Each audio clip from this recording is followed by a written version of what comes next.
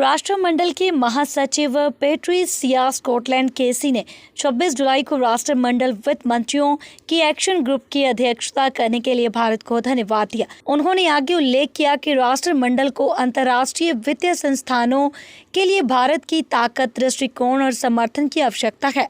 मुझे लगता है कि राष्ट्रमंडल में भारत के नेतृत्व में हमारे लिए एक अविश्वसनीय रूप से महत्वपूर्ण क्षण है। आप जानते हैं कि राष्ट्रमंडल उदाहरण के लिए अंतर्राष्ट्रीय वित्तीय संस्थानों में सुधार के लिए कड़ी मेहनत कर रहा है और भारत अब इस मुद्दे पर वित्त मंत्री कार्य समूह का नेतृत्व करता है। हम उम्मीद कर रहे हैं कि भारत जलवायु न्याय के लिए प्रयास जारी रखेगा, जैसा उसने कहा था। मुझे इस राष्ट्रमंडल वित्त मंत्री एक्शन ग्रुप की अध्यक्षता करने के लिए भारत को धन्यवाद देना चाहिए, जिसे राष्ट्रमंडल वित्त मंत्रियों की ओर से अध्यक्ष के रूप में नाइजीरिया का समर्थन प्राप्त हुआ। इसलिए यदि हमें इसे पूरा करना है तो हमें वास्तव में भारत की ताकत, दूरदर्शिता और समर्थन की आवश्यकता है। Incredibly important moment for us in the Commonwealth having India's leadership. You'll know that the Commonwealth has been pushing hard, for example, for a reform of the international financial institutions. And India now leads our finance minister's action group on this issue.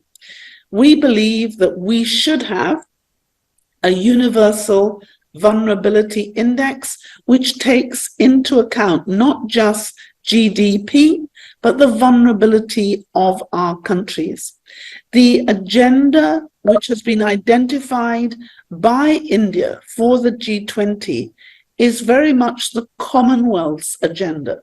So we really are hoping that the leadership that India has shown will enable us to deliver on a number of issues. For example, we know that we need climate finance if we are to have climate justice. The G20 countries are probably responsible for 80% of the emissions. The global south, particularly the small and the developing states, the island states, have contributed less than 5% of these emissions. So we are hoping that India will continue, as she has done, to strive for climate justice.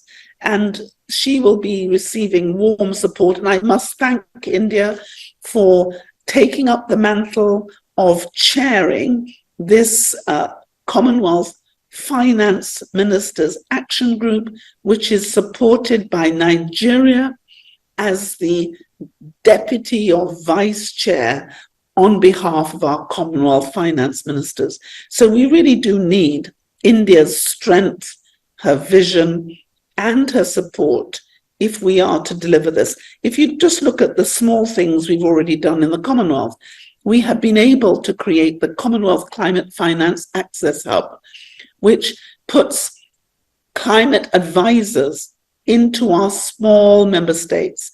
Now with just $6 million, so a tiny amount of money, we have already been able to deliver $310 million into the hands of our small states. If we could get support and have a climate finance advisor in every one of our small or developing states who needs it, just think how we could improve the opportunities that those who are most disadvantaged and who have contributed least to the climate crisis that we now face.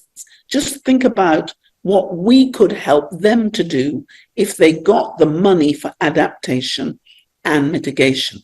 So I have to tell you, there is a lot of hope.